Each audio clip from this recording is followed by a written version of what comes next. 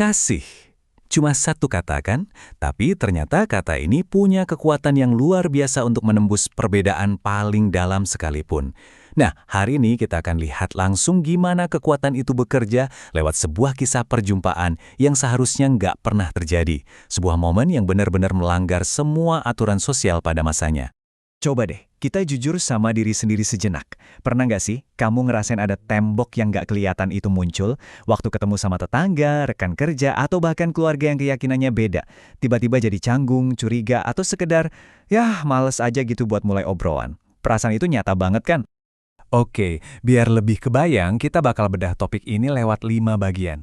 Pertama, kita kenalan dulu sama yang namanya sekat tak terlihat ini. Terus kita langsung loncat ke inti ceritanya, sebuah pertemuan di Sumur Yakub. Dari situ, kita akan belajar cara melihat melampaui perbedaan, memahami apa itu kasih tanpa syarat, dan yang paling penting, gimana cara kita menerapkannya di kehidupan kita sehari-hari. Yuk, kita mulai. Bagian pertama, sekap tak terlihat kita. Mari kita coba kenali dulu nih, musuh yang sering kali nggak kita sadari. Penghalang yang jangan-jangan kita bangun sendiri dalam interaksi kita. Nah, ini dia intinya. Seringkali, tanpa sadar, kita bangun tembok-tembok ini. Tembok yang terbuat dari prasangka, ketakutan, atau bahkan cuma ketidakpedulian. Tembok ini emang nggak kelihatan, tapi dampaknya itu nyata banget. Tembok inilah yang bikin sapaan kita tertahan, langkah kita terhenti, dan akhirnya jadi penghalang buat kasih yang tulus bisa mengalir. Terus pertanyaannya, gimana caranya meruntuhkan tembok ini? Nah, kita akan lihat jawabannya dari sebuah kisah nyata yang benar-benar menabrak semua aturan. Sebuah pertemuan di Sumur Yakub yang dicatat di Injil Yohanes yang saya jamin bakal mengubah cara kita memandang interaksi antar manusia. Biar kebayang betapa radikalnya pertemuan ini, kita perlu paham konteksnya dulu. Seperti yang bisa kita lihat di sini, perpecahan antara orang Yahudi dan Samaria itu bukan sekedar beda pendapat loh. Ini adalah permusuhan yang sudah berlangsung berabad-abad. Orang Yahudi itu menganggap orang Samaria najis. Udah, titik. Mereka nggak akan mau bergaul. Jadi, seorang laki-laki Yahudi menyapa seorang perempuan Samaria di tempat umum, itu kayak nggak mungkin banget kejadian. Dan kita bisa dengar keterkejutannya dari kata-katanya sendiri. Dia bilang, masakan engkau, seorang Yahudi, minta minum kepadaku seorang Samaria? Pertanyaannya ini bukan basa-basi biasa. Ini adalah cerminan dari tembok pemisah yang tebal banget. Permintaan minum yang begitu sederhana, di telinga dia itu rasanya seperti gempa sosial. Nah, disinilah ceritanya jadi menarik banget. Kita masuk ke bagian ketiga, melihat melampaui perbedaan. Coba perhatikan baik-baik gimana Yesus membalikan keadaan. Dia menolak untuk terjebak membahas label Yahudi dan Samaria. Sebaliknya, dia melihat langsung ke dalam hatinya. Lihat kan, Yesus sama sekali nggak kepancing loh. Dia nggak terjebak dalam perdebatan siapa kamu, siapa saya. Malah sebaliknya, dia mengangkat percakapan ini ke level yang sangat sekali baru. Dia bicara tentang karunia Allah dan air hidup. Ini adalah pergeseran fokus yang total, dari politik identitas ke kebutuhan jiwa yang paling dalam. Ini bagian yang paling penting.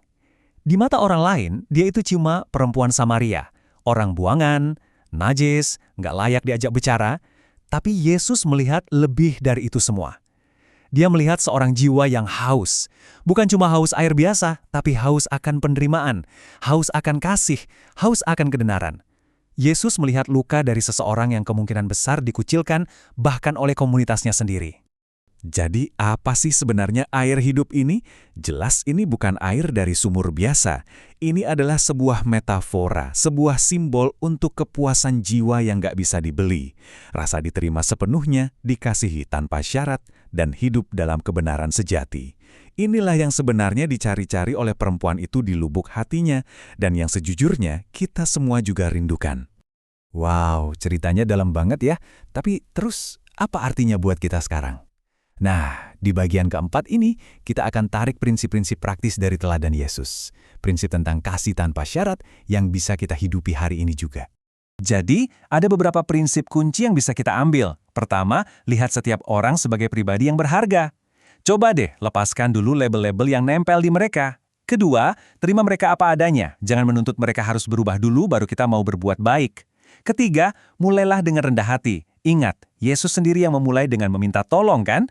Ini membuka pintu dialog, yang pada akhirnya memungkinkan kebenaran disampaikan, bukan dengan penghakiman, tapi dengan kasih.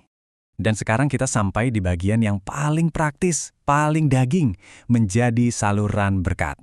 Paham prinsipnya itu satu hal, tapi pertanyaannya adalah gimana cara kita bisa benar-benar memberikan air hidup ini dalam keseharian kita? Sebenarnya, kita bisa mulai dengan 3 langkah yang sangat praktis. Pertama, hadir. Cukup dengan kehadiran kita itu sudah menunjukkan bahwa mereka itu berharga. Kedua, mendengarkan. Bukan dengerin untuk menjawab atau mengkoreksi ya, tapi untuk benar-benar memahami. Dan yang ketiga, memberi.